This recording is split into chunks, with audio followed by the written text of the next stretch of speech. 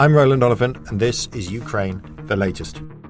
Today, we report on Volodymyr Zelensky's claim that North Korea is sending troops as well as weapons to Russia. Fierce fighting continues in Toresk as Ukraine seeks to contain Russia's attacks in Donbas, and Vladimir Putin meets Iran's Masoud Pezeshkian as Moscow and Tehran tighten their alliance.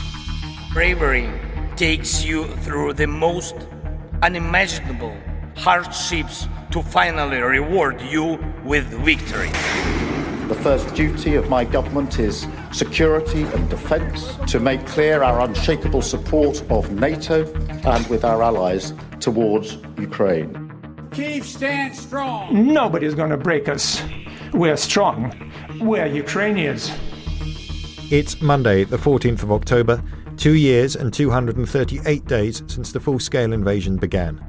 Today I'm joined by Russia correspondent James Kilner and Berlin's correspondent James Rothwell. I started with the latest battlefield updates from Ukraine and Russia. So the big potential battlefield development this week is the announcement by Volodymyr Zelensky that North Korean troops may be arriving to help the Russians, but James Kilner is going to tell us more about that later. On the battlefield itself, starting up in the northern most easterly portion of the front, the active part of the front, that is, of course, in Russia's Kursk Oblast, where Ukraine holds that salient. Russian forces are continuing their offensive on both sides of that salient in an effort to take back some of that land. They're attacking on the left, western side of the salient around Korenova, and on the right side in the region of Sudzha. The Center for Defense Strategies, a Ukrainian think tank, says that there are around 13 towns and villages in Kursk Oblast that Russia is trying to retake. The battles there are ongoing. We've also seen Russia continuing to put in attacks throughout the line elsewhere in the Kharkiv region. They're still trying to finally reach the Oskol River just south of Kupiansk. They still don't seem quite to have reached the riverbank yet, but their clear effort to divide that Ukrainian bridgehead continues. Moving further south into the Donetsk region, Russia did put in attacks near Chasiv Yar, but without making much progress. Russian aviation is now bombing areas in the rear in the Chasiv Yar part of the front rather than on the front line, and that may reflect the fact that the main effort, the most dynamic part of the front at the moment, although it's not particularly dynamic, remains down in that southern kind of southeastern corner of Ukrainian-controlled Donbas region, Donetsk region. So going down first, moving south from Chasiv Yar and Konstantinovka around Toresk, there are heavy urban battles continuing inside Toresk, that key ridge-top mining town. The Russians broke into the city last week.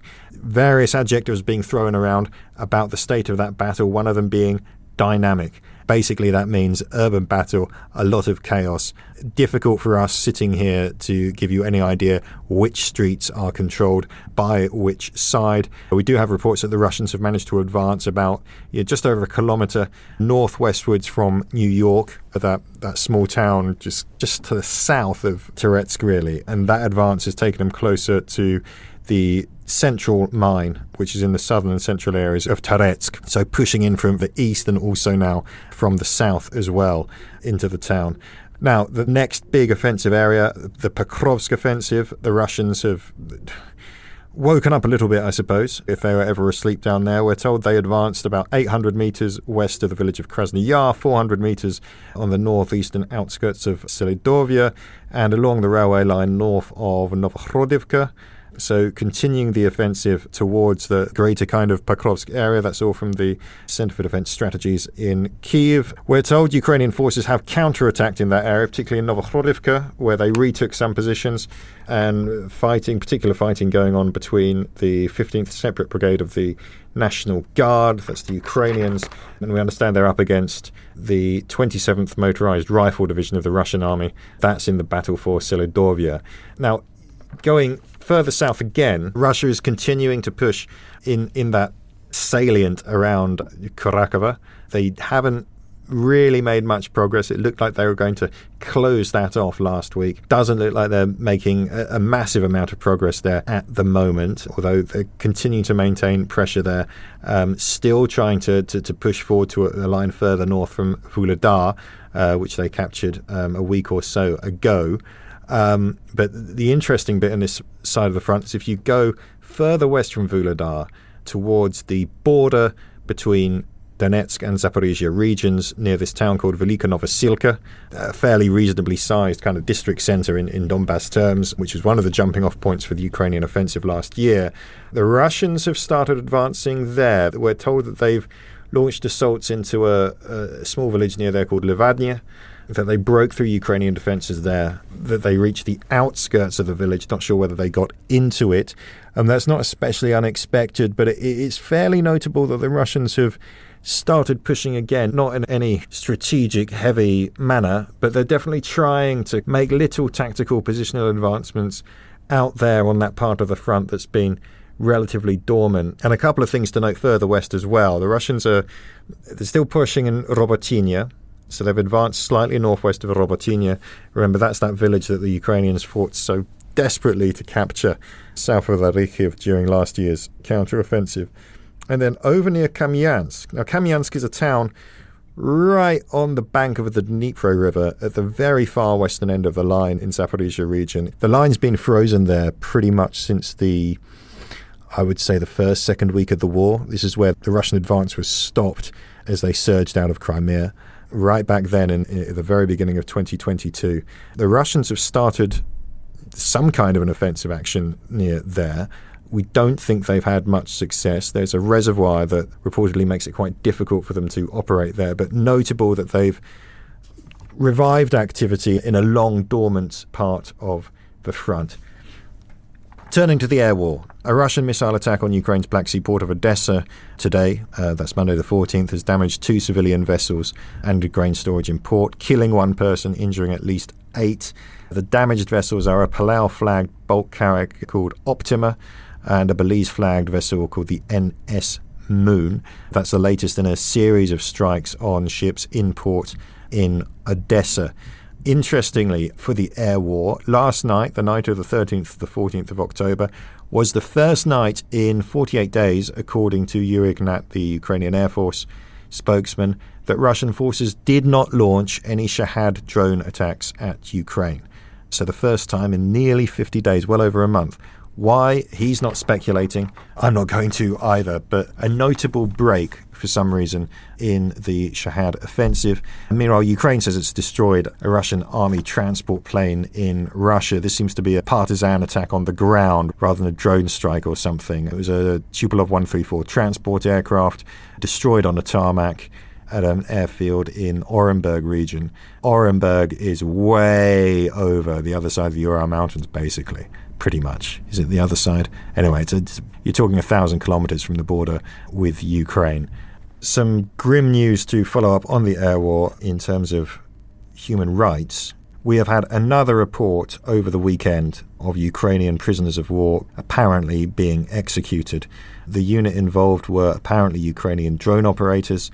They reportedly unexpectedly encountered Russian forces in an area they probably thought was relatively safe, and in the rear they were compelled to surrender.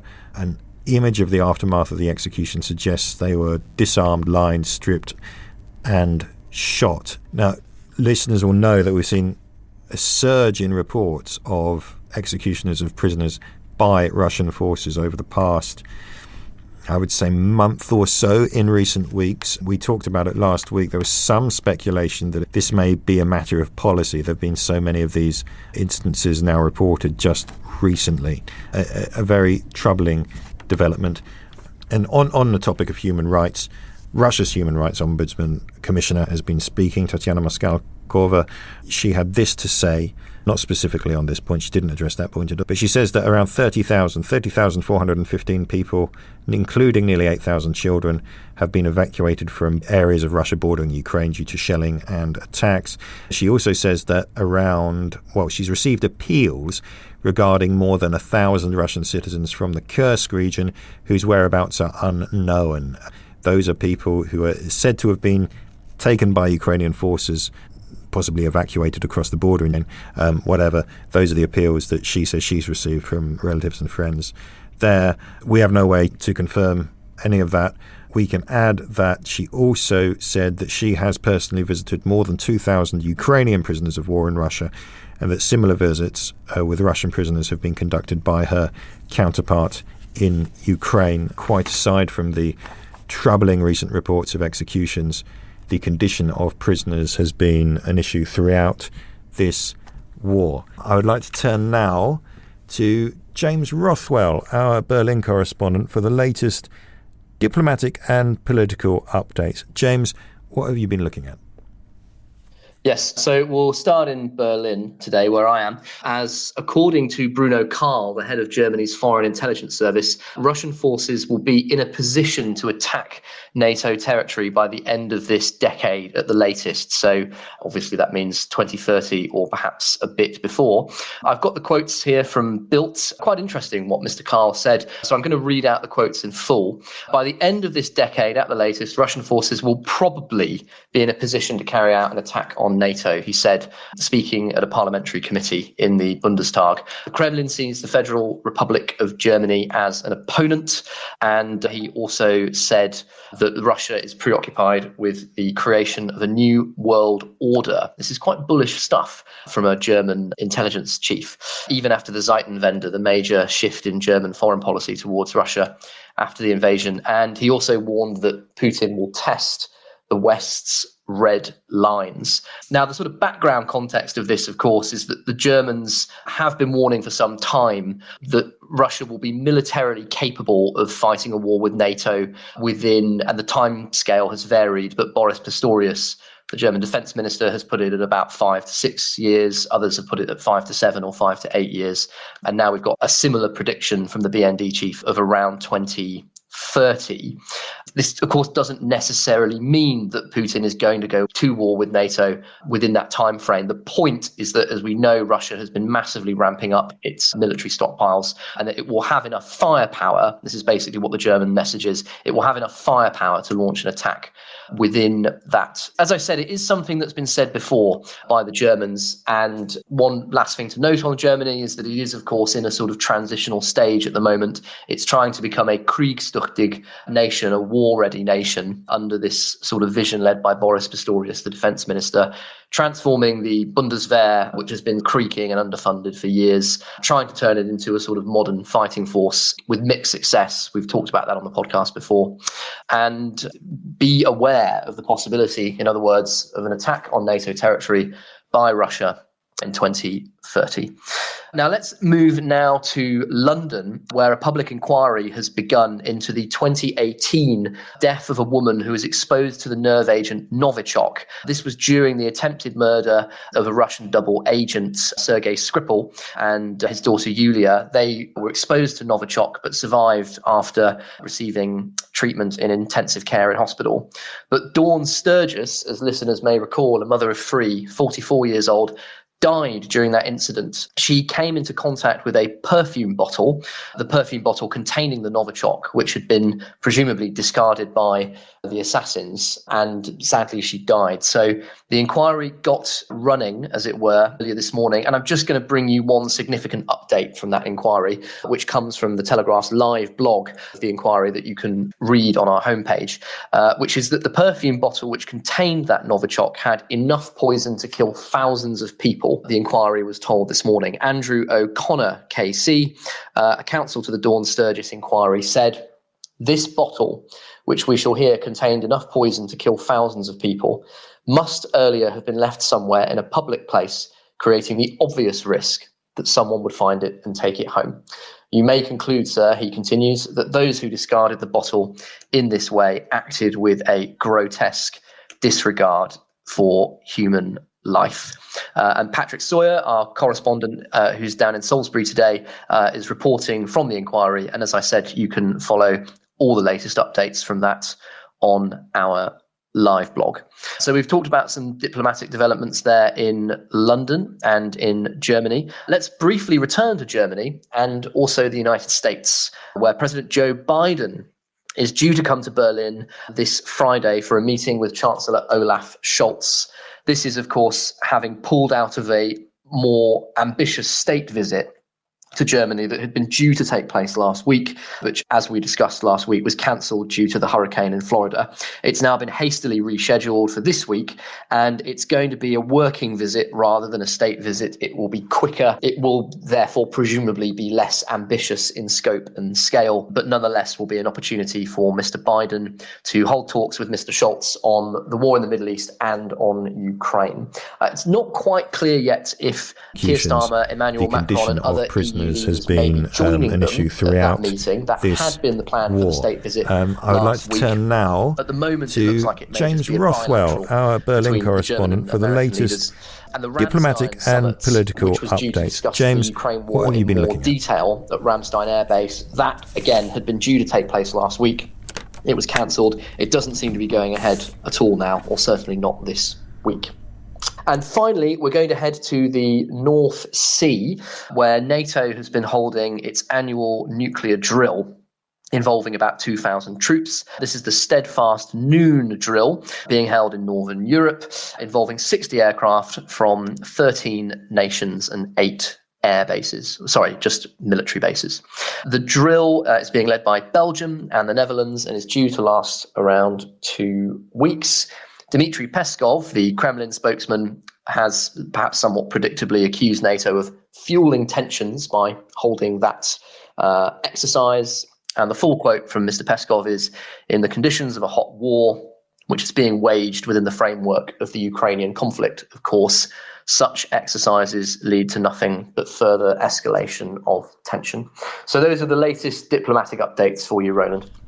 James, thank you very much for that. I'd like to turn to James Kilner, our appointed Kremlin watcher, because I think, James, you've been looking at things from the direction of Moscow along diplomatic lines. Hi, Roland. So the first thing I'd like to take up with your listeners is to wrap up one of the subjects we were talking about at some length last week, which was this Putin-Pezeshkian meeting in Ashgabat. That's the Kremlin leader meeting Iran's president for the first time.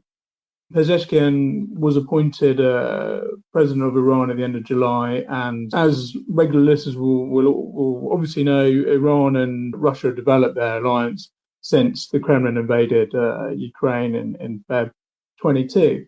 So for Putin, this was a big moment. It came in the context of the Middle Eastern flare-up.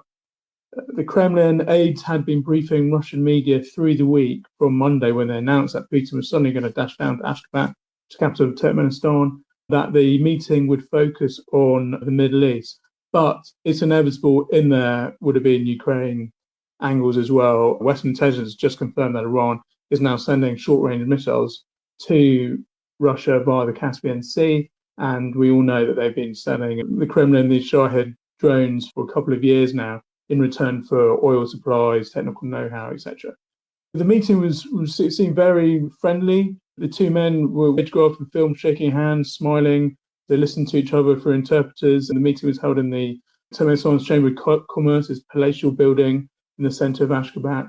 But importantly, there were no joint declarations at the end of it. We've been teed up there may have been a joint declaration in the Middle East. There may have been a bilateral deal to be signed.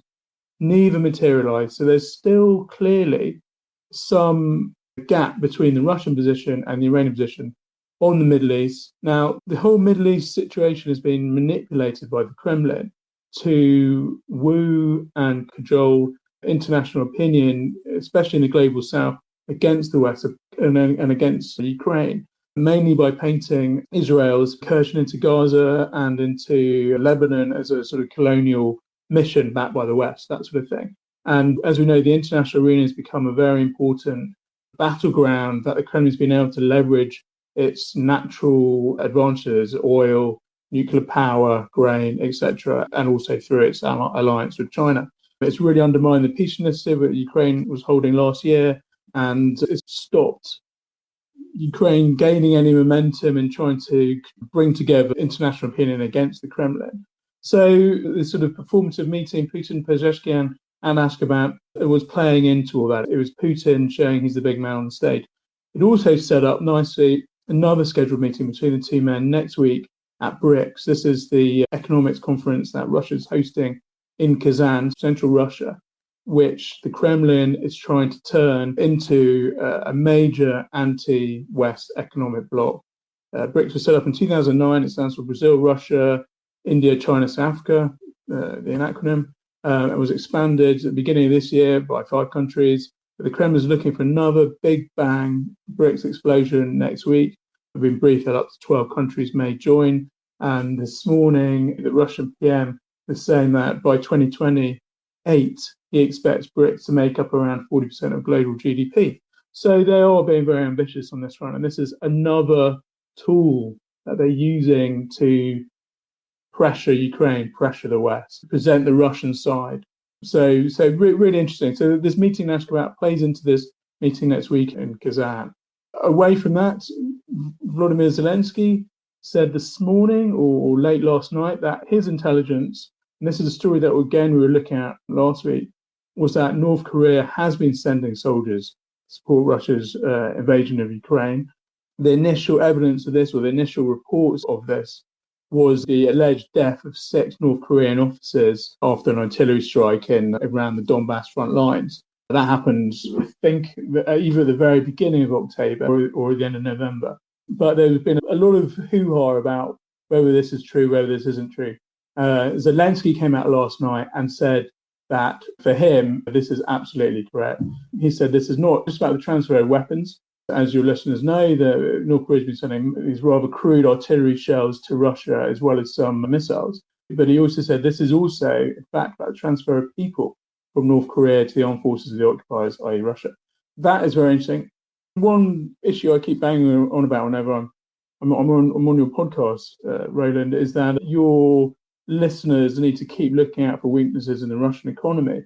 We know there's a severe labour workforce shortage, as well as runaway inflation and excessively high interest rates, etc. But this workforce inflation is incredibly severe, caused by demand for soldiers on the front line and also migration out of Russia. There have been reports, totally unconfirmed, I have to make clear at this point, there's been reports that North Korean workers could end up in Russian factories building cars, building ammunition, whatever it is to keep the Russian economy going. That has not happened yet, but it's been, if you read closely the Russian media, they are talking about it. So that's definitely one to look out for. And finally, on this point of Russia's low workforce numbers and general depopulation, the Kremlin this morning, Peskov, the Kremlin's official spokesman, said that the Kremlin was now looking into this issue of reimposing a Soviet-era tax on childless couples. This, again, had been floated around by various Russian lawmakers last week, but now the Kremlin has got hold of it. We're going to have to start taking this really seriously. But this is a potential tax on married couples, on couples who live together for a long time, who don't have children. As you know, you're a former Moscow correspondent, Roland. The Kremlin is paranoid about depopulation, and there's been a huge amount of it triggered by the war, the hundreds of thousands of people who fled mobilization in September 22 and straight after the war, and also who have been killed or badly injured in the war, 650,000 Russian soldiers, etc. So this is their latest ruse to try and get people to have more children and repopulate the population. As we've reported previously, the military budget in Russia has risen by another 25% for 2025. Social benefits have generally dropped, except on child benefits and family benefits. So this is the Kremlin ramping up its pro-child, pro-population program. James, thank you very much. I mean, yes, as you say, that has been a perennial headache for the Kremlin going back as far as I can remember, long before the war, and obviously very much exacerbated by it. I've just got one question, then I'm going to come back to the other James, who I think has something to add as well. Just going back to what you were saying about Iran and Russia and the Middle East. We were discussing this on our sister podcast, Battle Lines, just this morning. And I was just wondering if you could unpack for us a little bit the balancing act of Russia here, because as you said, they have very much exploited, the Middle East for kind of anti-Western propaganda purposes in the global south.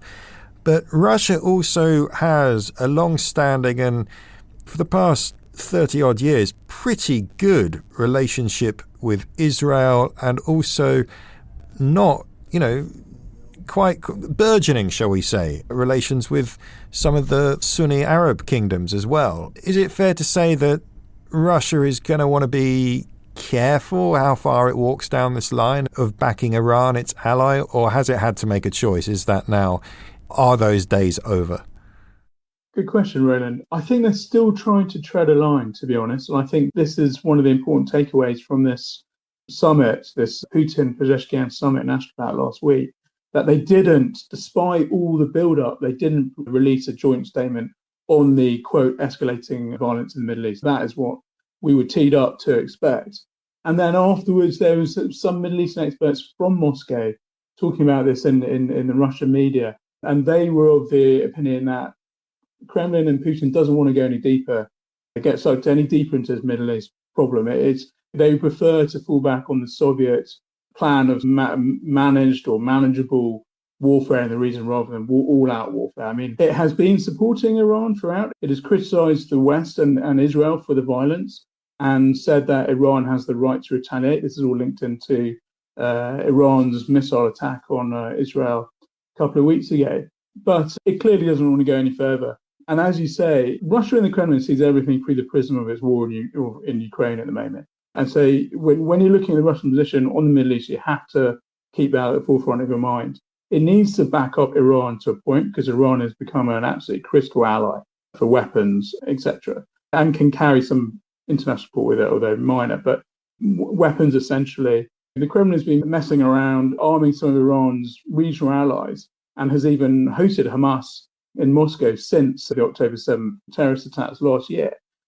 And the Russia-Iran alliance also goes back deeper into the civil war in Syria nearly a decade ago. But it also knows there's a line. It cannot get too involved because it doesn't want to see Israeli support for Ukraine or any more leakages into its war in Ukraine that might cause it more problems on the front line, let's put it like that. So it has to give the chat, it has to show Iran that it's on its side, but it can't go too much further. And as you alluded to, Putin and Netanyahu were on very good terms, even in the run-up to the war in Ukraine. Netanyahu, I think, was canvassing in the 2019 election with posters of him and Putin. So there still is some personal loyalty there. So it's a confused picture. The Kremlin's project is through its prism of looking at war in Ukraine. It needs to back up its ally Iran, but it can't irritate Israel too much. I think that's the contradiction there. James, thank you very much. James Rothwell, I think you had a question or something to add on this question of North Korean troops in fighting in Ukraine for Russia.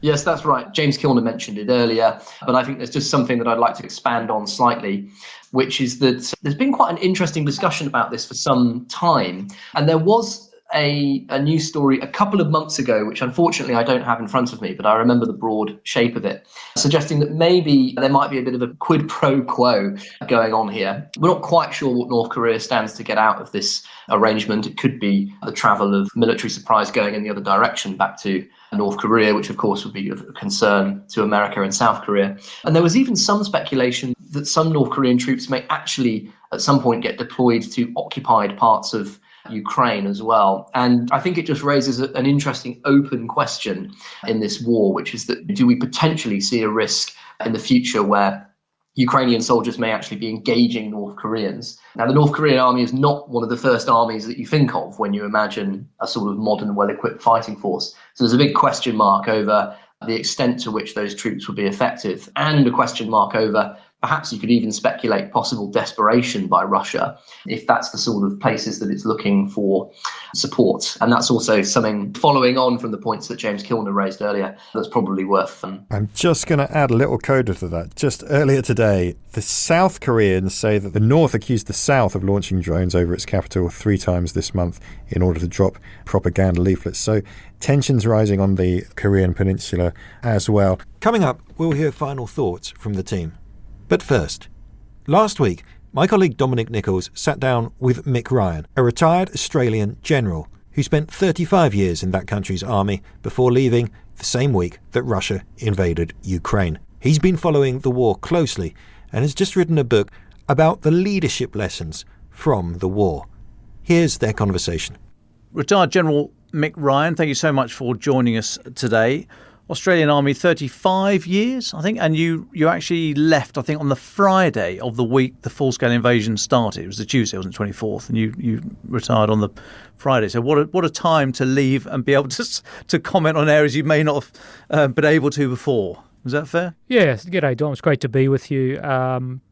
Mr. Putin really changed the trajectory of my retirement plans. I think I put out a tweet on a Friday morning and it's kind of changed my life. A lot of people came calling to talk to me, and the last 2.5 years of my post-military career is really centred around visiting Ukraine, writing about Ukraine, thinking about Ukraine, working with Australian Federation Ukrainian organisations in Australia and lobbying our government to increase support for Ukraine. It's not all I've done, but boy, it's a large part of what I've done in the last couple of years, and I'm glad I have. It's revealed a lot about the shape of modern war. I've learnt a lot about Ukraine, which has been a wonderful revelation, to be quite frank, and it's really given me some great purpose over the last couple of years, which I expect to continue. Yeah, I think we'd echo all of that. Thank you. So you have a book coming out from the Naval Institute Press, The War for Ukraine, Strategy and Adaptation Under Fire. And you've taken, or one of the routes into it, you said, in order to contrast the strategic leadership approaches of Putin and Zelensky, you assess them against 5 elements you say are key in contemporary leaders. And they are the use of language, application of the media, battlefield visits, authenticity, and leading a leadership team. Now, obviously, you had to draw the line somewhere, but I'm interested in why you did not include the personal and professional backgrounds of the two men, as they surely would have contributed a great deal to the psychological foundations for their respective styles of command and leadership. Yeah, I mean, I did have to draw the line somewhere, and everyone's background has an impact on their leadership styles. But I certainly talked about, in other parts of the book, about Putin's background, Zelensky's background as a comedian, as an entertainer. But I thought they were the key elements of their leadership they've demonstrated since February 2022. Their use of language is really their ability to tell a story about the war to their people, to their supporters. I think Zelensky really is magnificent at that, certainly in the early days of the war, whereas Putin is just a rather droll orator who gives these long-winded speeches about the greatness of Russia. The only thing with that is he tends to tell us exactly what he's going to do in the future. It's just that we tend to ignore it, and we do so at our peril. Now, you've said in the book, Zelensky and a supporting cast of clever strategic communications staff have overseen perhaps the most effective example of modern strategic communications and influence operations by a democratic country. Do you think it's just fortunate for Ukraine that they had in Zelensky a man used to standing in front of a camera and what have you? Or is that ability to communicate at the strategic level, or to wield the strategic communications tool so well, is that now an indispensable part of modern warfare? Yes, to both questions, actually. I think Zelensky was a talented communicator because he was an entertainer, and one of the things you have to do as an entertainer is communicate with your audience. So I think he brought that with him. I think he was also lucky that he probably had people around him, and they brought in others who were able to build a narrative and get that out through many modern means, using social media, and many traditional means through the written word or speeches. So I think in some respects it was a bit of planning, in other respects was just good luck. But at heart, I think it was about his character. Some presidents might have left Ukraine. He decided to stay, and just that very act of staying, I think, unified his people and unified support of the West around Ukraine. The biggest story is about narratives in war. I think it's an essential part of war and warfare. Tom Friedman had a great op-ed in the New York Times a few days ago, and he talks about winning the war and winning the story. And they're both connected, integral elements of warfare. You must win the narrative regardless these days. And even if you're winning battles, if you're not winning the story to unify your people and tell people why you're fighting and how you're being successful, you're in real trouble. Now, in your section on lessons learned or lessons identified, in your section on lessons, you say the Russians, Ukrainians, the Americans and the NATO alliance have all developed hypotheses they hoped would achieve strategic objectives, but could not conclusively prove would actually work beforehand, obviously. These nations have learned from their successes and failures and adapted their strategy as the war has progressed. Now, I agree, but the evidence suggests that Putin has decided that slow, grinding, incremental gains that, yes, do need to be backed up by a brutal recruitment strategy and moving the country to Russia, this is, to a war economy. He's proved that they work for him. Now, he's adapted accordingly, whereas President Zelensky seems not to have moved that far from his original position of raising military and economic support from outside the country. He has, for example, not increased mobilization to bolster the numbers in the Ukrainian ranks. So, and I accept that there's no level moral playing field here, but do you think Putin has adapted his strategy faster than Zelensky has his? I think that is a very valid position to take. Putin started with the short war, the blitzkrieg, the 10-day war. They learned at the gates of Kiev that was not going to work.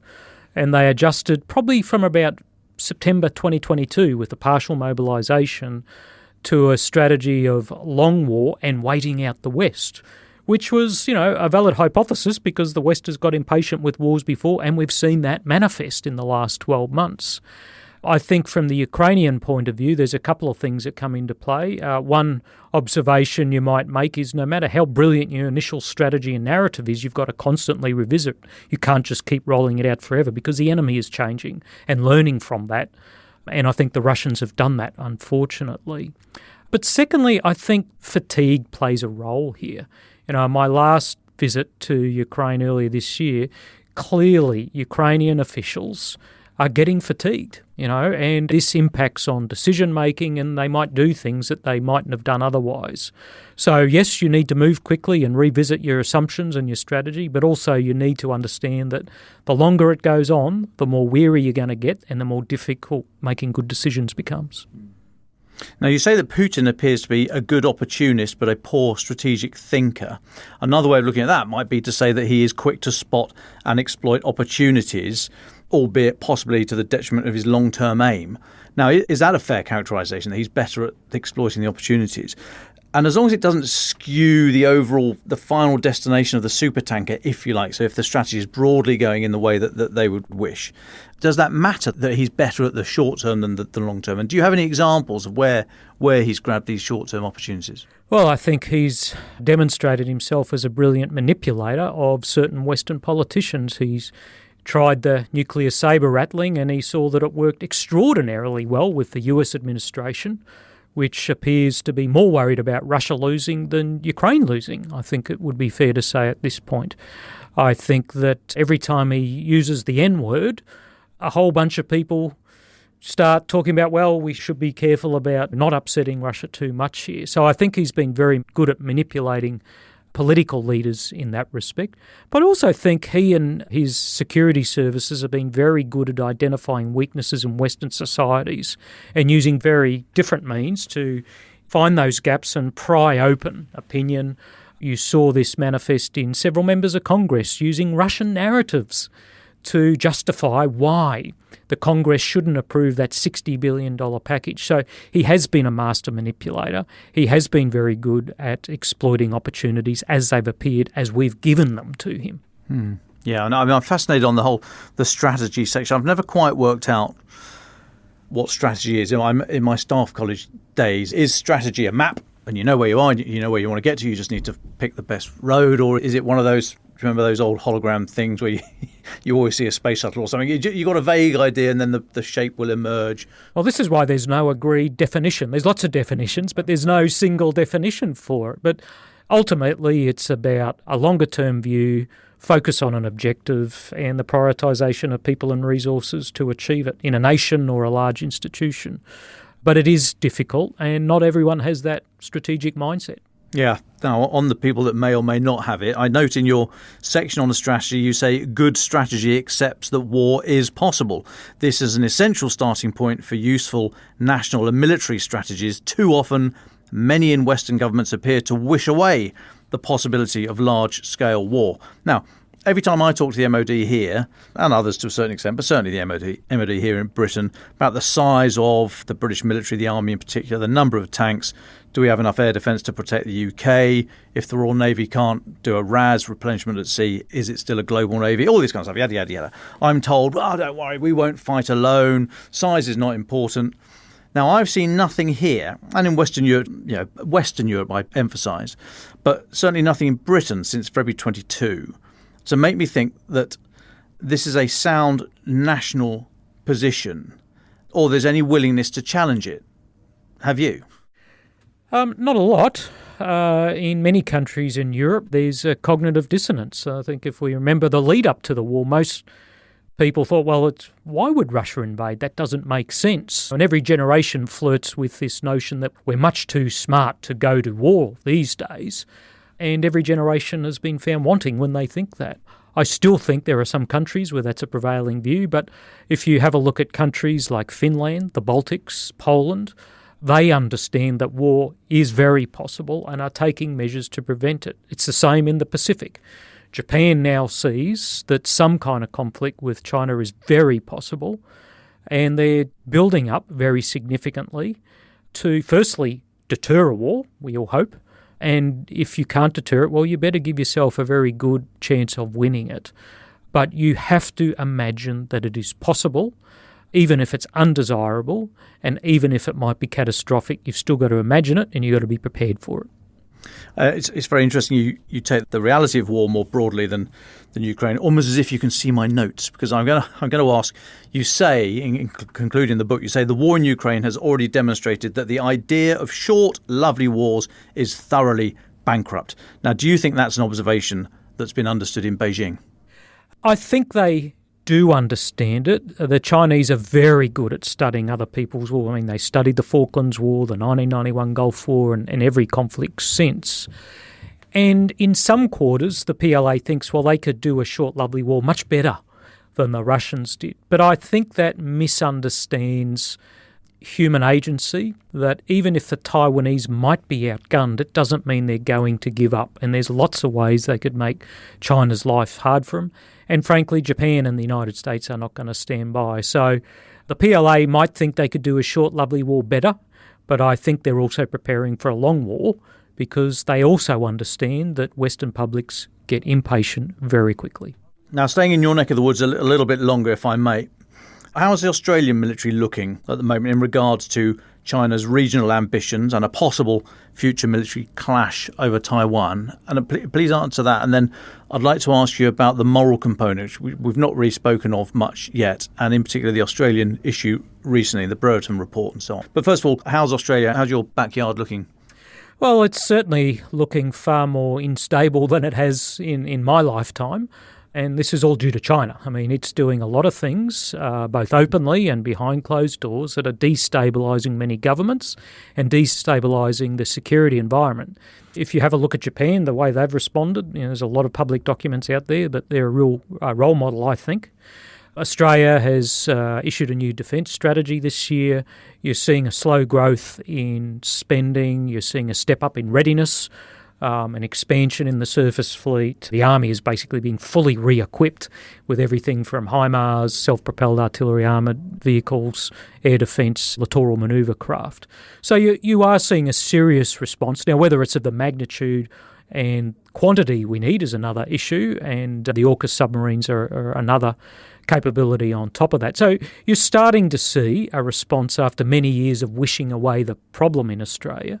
Now, whether it's fast enough and big enough to deter the Chinese remains to be seen.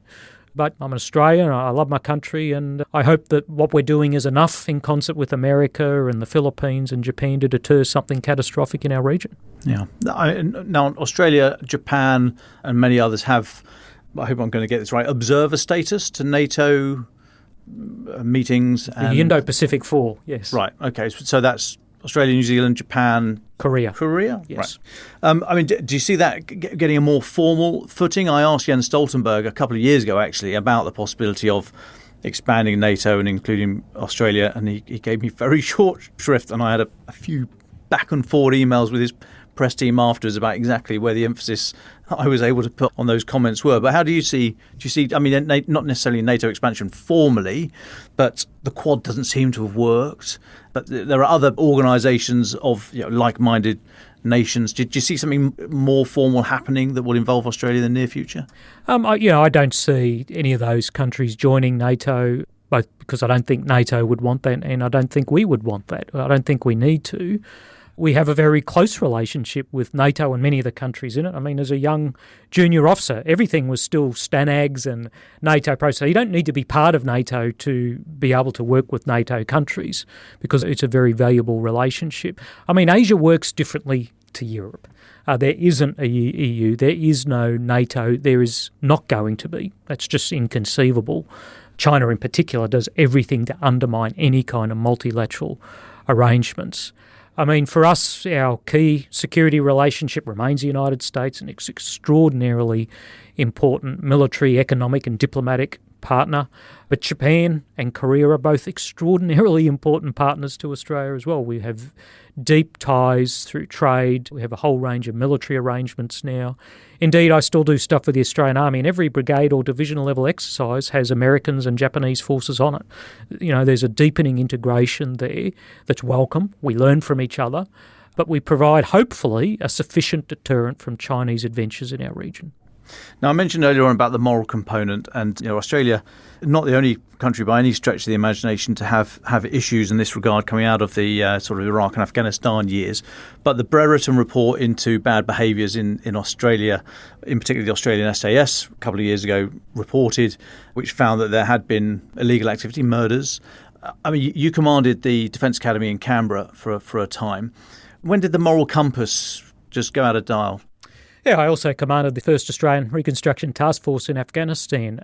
So for those who don't know the full background, the Brereton Review found that there are at least 39 murders out of combat by the Australian Special Air Service Regiment in Afghanistan over an 8-year period, plus a concerted campaign to undermine investigations. This is all public. You can read it all there.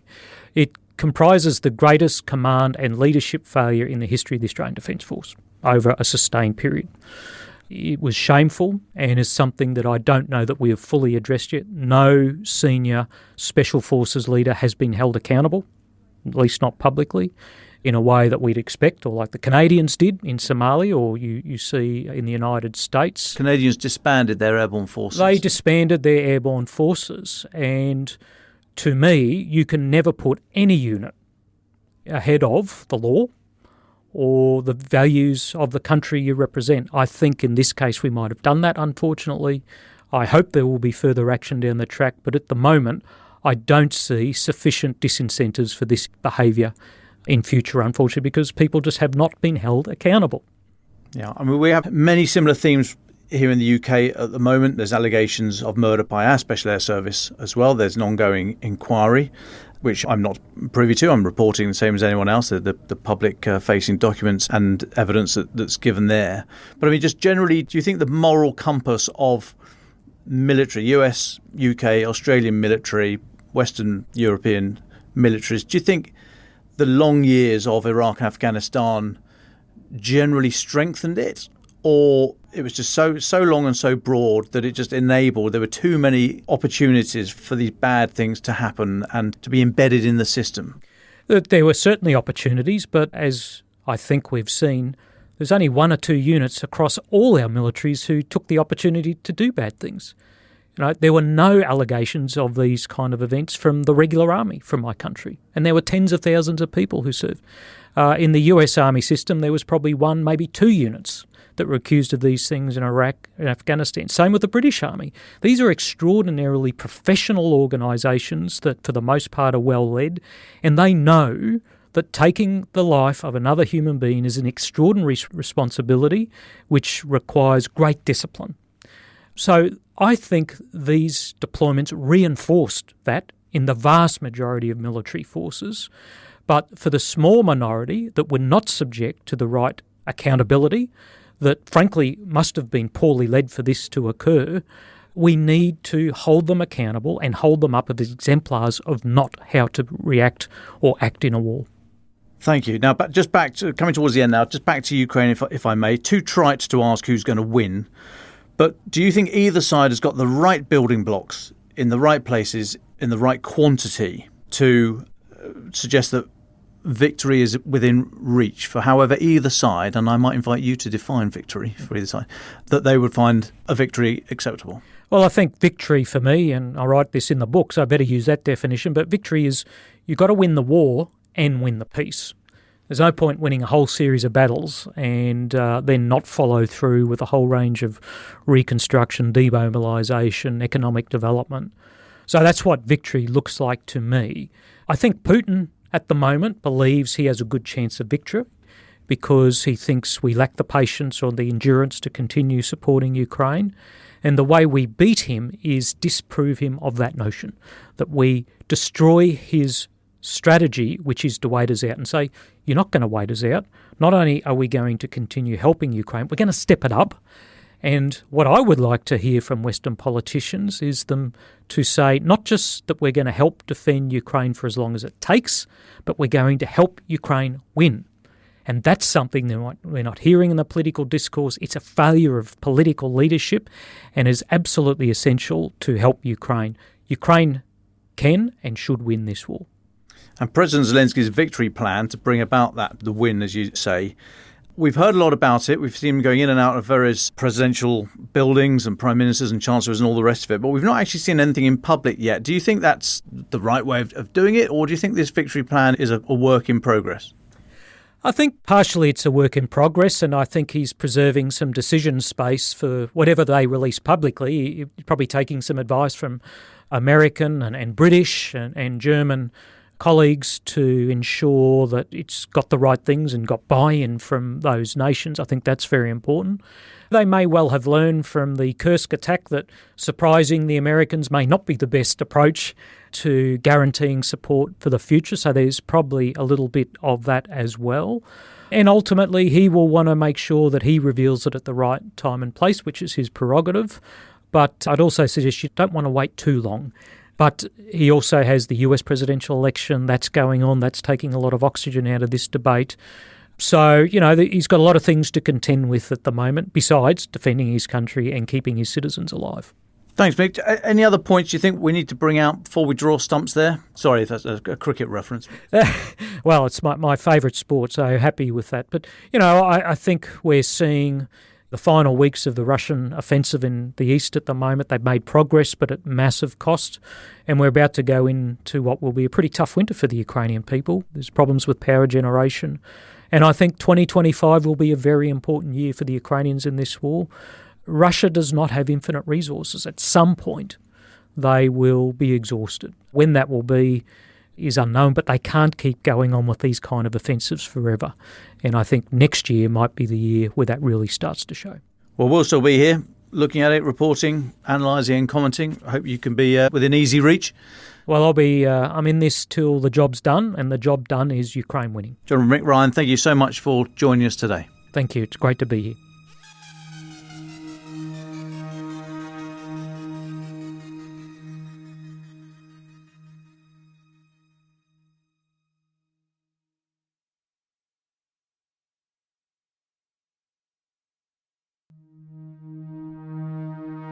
Let us turn to our final thoughts. James Kilner, since you were the second to last person to speak, would you like to go first on final thoughts?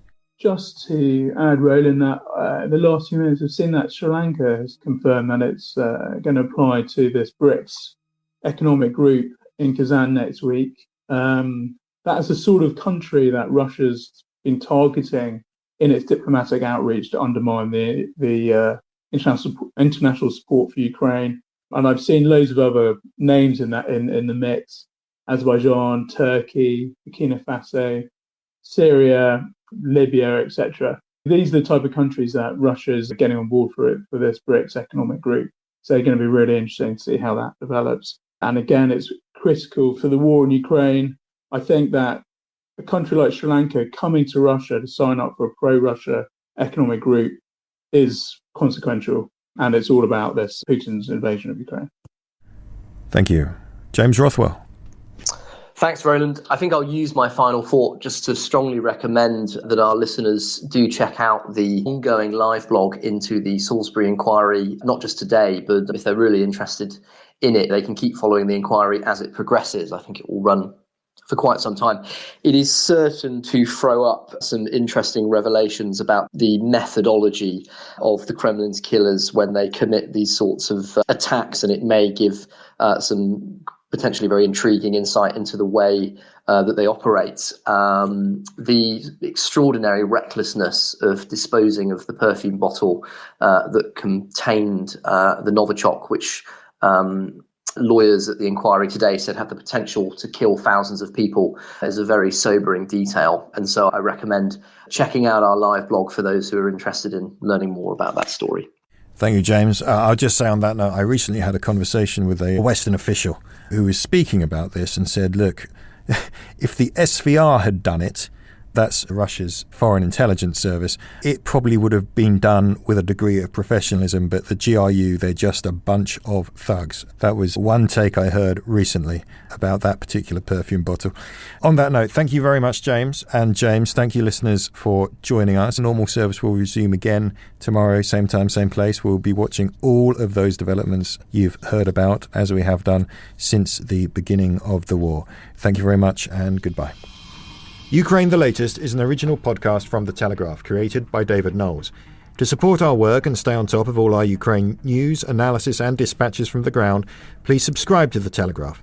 You can get your first 3 months for just £1, www.telegraph.co.uk/Ukraine the Latest. Or sign up to Dispatches, our foreign affairs newsletter, bringing stories from our award-winning foreign correspondents straight to your inbox. We also have a Ukraine live blog on our website where you can follow updates as they come in throughout the day, including insights from regular contributors to this podcast. We also do the same thing for other breaking international stories. You can listen to this conversation live at 1 p.m. London time each weekday on X Spaces. Follow The Telegraph on X, formerly known as Twitter, so that you don't miss it. To our listeners on YouTube, please note that due to issues beyond our control, there is sometimes a delay between broadcast and upload, so if you want to hear Ukraine the Latest as soon as it is released, do refer to podcast apps. If you appreciated this podcast, please consider following Ukraine the Latest on your preferred podcast app, and leave us a review, as it really helps others to find the show. Please also share it with those who may not be aware we exist. You can also get in touch directly to ask questions or give comments by emailing ukrainepod@telegraph.co.uk. We do continue to read every message. You can also contact us directly on X. You can find our handles in the description for this episode. As ever, we're especially interested to hear where you are listening from around the world. Ukraine the Latest was today produced by Rachel Porter. Executive producers are Louisa Wells and David Knowles.